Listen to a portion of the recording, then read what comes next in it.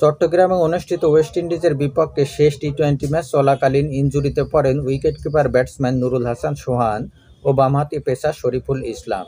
তবে তাদের ইনজুরি ততটা গুরুতর না হলেও এখনই মাঠে ফেরা হচ্ছে না। দুজনকেই অন্তত 2 থেকে 3 সপ্তাহের জন্য মাঠের বাইরে থাকতে হচ্ছে। চট্টগ্রামে শেষ টি-টোয়েন্টি ম্যাচে ফিল্ডিংয়ের সময় গোড়ালিতে চোট পান নুরুল হাসান সোহান। এরপর স্ট্রেচারে করে মাঠ ছাড়তে হয় এই উইকেটরক্ষক ব্যাটারকে। পরে হাসপাতালে নিয়ে এক্স-রে করানোর পর প্লাস্টার করানো হয় তার পায়ে। আর পরদিন এমআরআই করানোর পর জানা যায় তার ইনজুরি ততটা গুরুতর নয়। তবে সুস্থ হয়ে মাঠে ফিরতে অন্তত 2 থেকে 3 সপ্তাহ সময় লাগবে। ফলে চলতি মাসের শেষে আয়ারল্যান্ডের বিপক্ষে টি-টোয়েন্টি সিরিজের দলে দেখা যেতে পারে তাকে। অন্যদিকে একই ম্যাচে হ্যামস্ট্রিং ইনজুরিতে পড়েন বামহাতি পেসার শরীফুল ইসলাম। তাকেও অন্তত 2 সপ্তাহ মাঠের বাইরে থাকতে হচ্ছে। ফলে 11ই নভেম্বর থেকে শুরু হতে যাওয়া আয়ারল্যান্ডের বিপক্ষে প্রথম টেস্ট ম্যাচ মিস করবেন এই বামহাতি পেসার।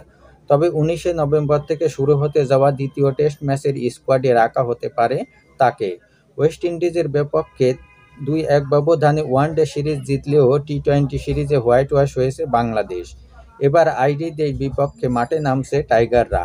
2 টেস্ট ও 3 টি-টোয়েন্টিতে আইরিশদের আতিথ্য দেবে লাল সবুজের প্রতিনিধিরা।